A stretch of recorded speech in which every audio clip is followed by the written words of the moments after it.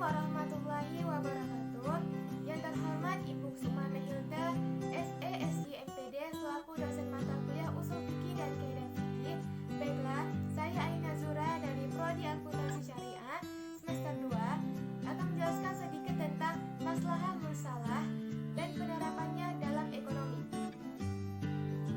Baiklah, ada beberapa yang ingin saya bahas. Yang pertama yaitu tentang pengertian maslahah mursalah, yang kedua pembagian maslahah, yang ketiga kedudukan maslahah mursalah dan kehujahannya, yang keempat syarat maslahah mursalah, yang kelima aplikasi maslahah mursalah dalam ekonomi dan perbankan.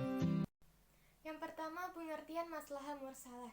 Maslahah mursalah merupakan kemaslahatan yang sejalan dengan apa yang terdapat di dalam nas, tetapi tidak ada nas secara khusus yang memerintahkan dan melarang untuk mewujudkan.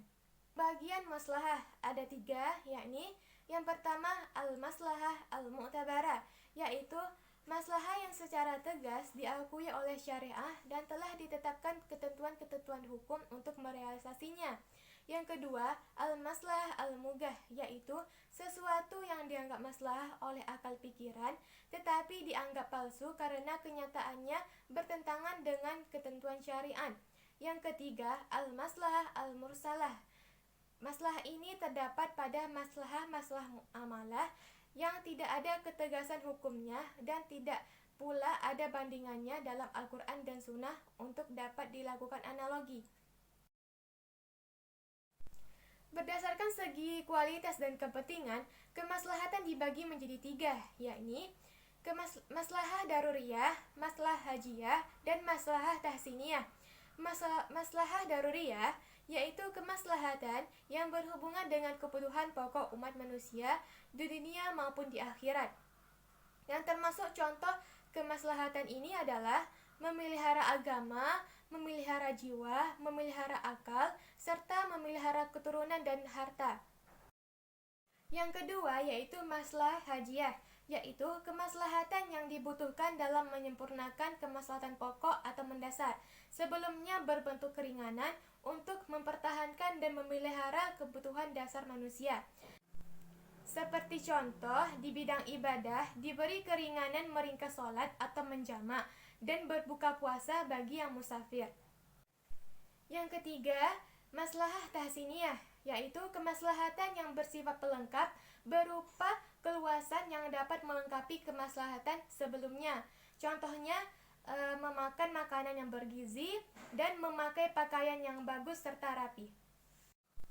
Berdasarkan segi perubahan, maslahah terbagi menjadi 2, yakni maslahah sabitah dan maslahah mutaghayyirah.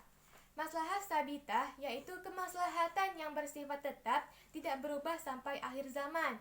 Misalnya, berbagai kewajiban ibadah seperti sholat, zakat, puasa, dan lain sebagainya yang akan tetap dilakukan sampai akhir zaman.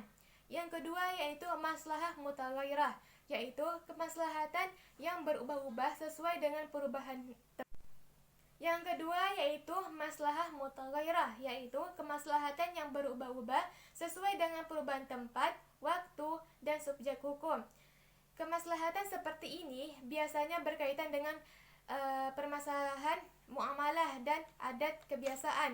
Seperti contoh, cara makan makanan yang berbeda-beda di antara daerah kedudukan satu maslahah dengan daerah mursalah lainnya. dan kehujahannya. Ada 2 kelompok yang menyatakan pendapat. Kelompok pertama mengatakan bahwa maslahah mursalah adalah merupakan salah satu dari sumber hukum dan sekaligus hujah syariah. Ada diikuti 4 pernyataan. Yang pertama yaitu adanya takrir atau pengakuan Nabi atas penjelasan Mu'adz bin Jabal yang akan menggunakan ijtihad bil al-ra'yi bila tidak menemukan ayat Al-Quran dan sunnah Nabi untuk menyelesaikan sebuah kasus hukum.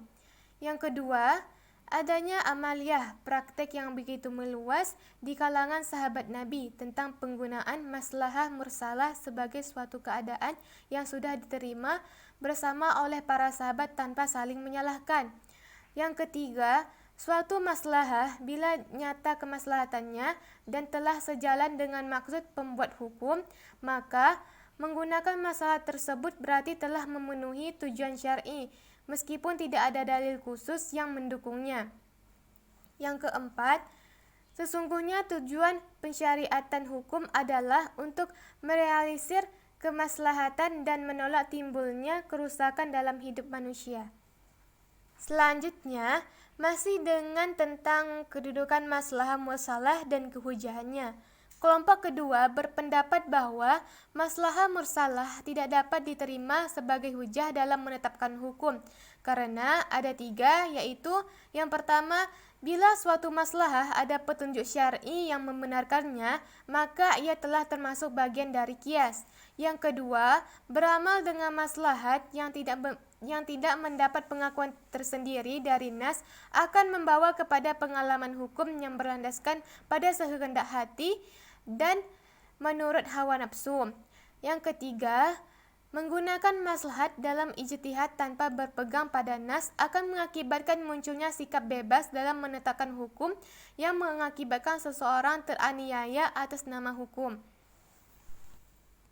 Adapun syarat-syarat maslahah mursalah adalah yang pertama, yaitu maslahah yang dimaksud adalah maslahah yang sebenarnya, bukan hanya dugaan semata. Maksudnya di sini ialah agar bisa diwujudkan pembentukan hukum tentang maslahah yang dapat memberikan kemaslahatan dan menolak kerusakan. Jika maslahat itu berdasarkan dugaan semata, maka pembentukan hukum tidak akan mendatangkan kemaslahatan. Contohnya dalam persoalan larangan bagi suami untuk menalak istrinya dan memberikan hak talak tersebut kepada hakim saja dalam semua keadaan. Yang kedua, maslahat itu sifatnya umum, bukan bersifat perorangan. Maksudnya di sini ialah bahwa dalam kaitannya dengan pembentukan hukum atau suatu kejadian dapat melahirkan manfaat bagi kebanyakan orang, tidak hanya mendatangkan manfaat bagi satu orang ataupun beberapa orang saja.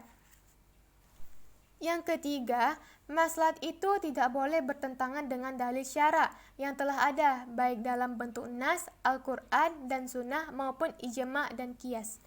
Syarat yang keempat, yaitu maslahat mursalah, itu diamalkan dalam kondisi yang memerlukan. Seandainya maslahahnya tidak diselesaikan dengan cara ini, maka umat Islam akan berada dalam kesempitan hidup, dengan arti harus ditempuh untuk menghindarkan umat dari kesulitan. Aplikasi maslahah mursalah dalam ekonomi dan perbankan. Yang pertama, intervensi harga pemerintah pada saat distorsi pasar. Menurut Islam, negara memiliki hak untuk melakukan intervensi dalam kegiatan ekonomi, baik itu dalam pengawasan, pengaturan, maupun pelaksanaan kegiatan ekonomi yang tidak mampu dilaksanakan oleh masyarakat. Intervensi harga oleh pemerintah bisa karena faktor alamiah maupun non-alamiah. Pada umumnya, intervensi pemerintah berupa intervensi kebijakan dalam regulasi yang berhubungan dengan permintaan dan penawaran, dan juga intervensi dalam menentukan harga. Yang kedua, larangan dumping dalam penjualan suatu produk. Menurut Kamus Besar Bahasa Indonesia, dumping adalah sistem penjualan barang di pasar luar negeri dengan jumlah banyak dengan harga yang murah, dan tujuan agar harga pembelian di dalam negeri tidak diturunkan sehingga dapat menguasai pasar luar negeri dan dapat menguasai harga kembali. Praktik dumping merupakan praktik yang tidak fair karena bagi negara pengimpor, praktik dumping akan menimbulkan kerugian bagi dunia usaha ataupun industri barang sejenis dalam negeri. Dengan terjadinya banjir barang-barang dari pengeksporan yang harganya jauh lebih murah daripada barang-barang negeri akan mengakibatkan barang yang sejenis itu kalah saing, sehingga akhirnya akan menimbulkan pasar barang serta bangkrut perusahaan dalam negeri.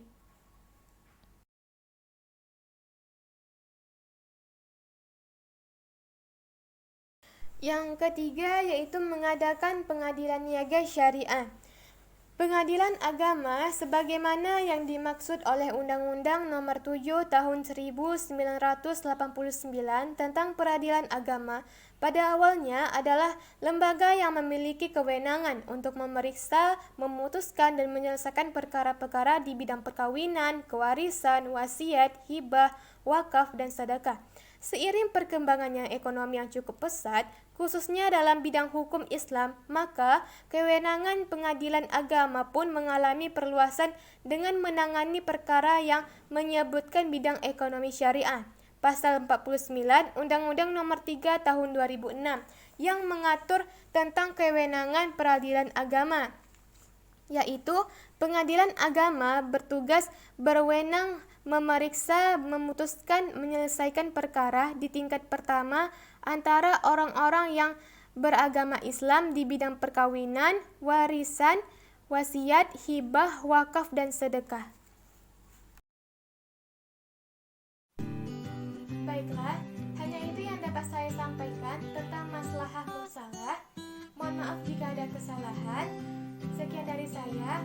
Wassalamualaikum warahmatullahi wabarakatuh.